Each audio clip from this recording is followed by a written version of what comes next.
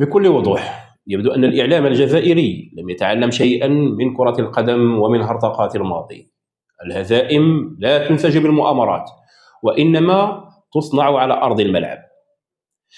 بعد الإقصاء أمام نيجيريا، اختارت هذه القنوات مجددا إعادة تدوير رواية المؤامرة المخزنية وكولفة فوزي الأقجع، وكأن المغرب مسؤول عن كل هدف سجل ضد الجزائر، وكأن السيد فوزي الأقجع هو من خطط لتلك الهزيمة.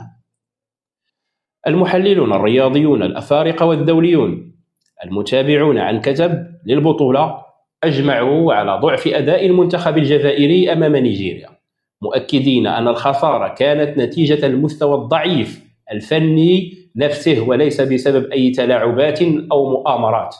في المقابل، قدم المغرب نموذجا مثاليا للاحترافية في تنظيم البطولة: ملاعب مجهزة، جماهير منظمة، وإدارة متكاملة لكل المباريات.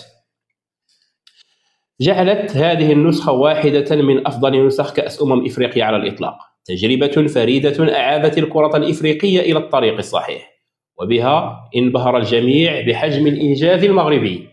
لكن يبدو أن الحقيقة الرياضية والواقع لا يهم منابر الإعلام الجزائري، فحملاتهم تهدف إلى تهدئة غضب الشارع بعد الخسارة وإيجاد كبش فداء في المغرب أو الأقجع، بدل مواجهة واقع منتخبهم الضعيف كرويا والمنفوخ إعلاميا. الدرس واضح: كرة القدم تلعب على أرض الملعب، والنتائج تصنع بالأداء وليس بالمؤامرات. المغرب مرة أخرى أثبت للجميع أنه قادر على تنظيم بطولة قارية من الطراز الأول، وأن أي محاولات لتشويه الإنجاز المغربي لن تغير الحقيقة.